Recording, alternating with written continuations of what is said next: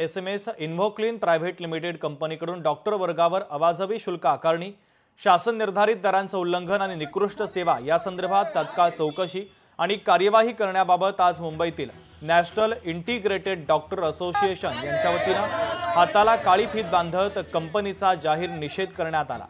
जर तात्काळ कारवाई नाही झाली तर 11 नोव्हेंबर पासून डॉक्टरांच्या वतीने आमरण उपोषण करण्यात येईल असा इशारा सुद्धा या आंदोलनाच्या माध्यमातून देण्यात आलेला आहे।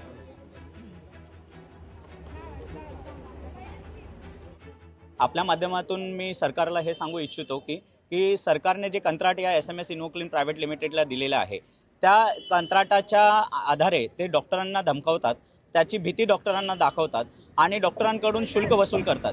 शुल्क वसूल केल्यानंतर डॉक्टरांचं कुठेही काही म्हणणं नव्हतं इतके दिवस। जर या SMS कंपनीची जर चौकशी व्यवस्थितपणे झाली नाही आणि त्यांच्याकडे जो गव्हर्नमेंटने डॉक्टरांना दिलेला कर आहे किती आकारणी केलाय त्याचा जर योग्य ती घोषणा केली नाही महाराष्ट्रभर तर आम्ही आमरण उपोषणाला बसू।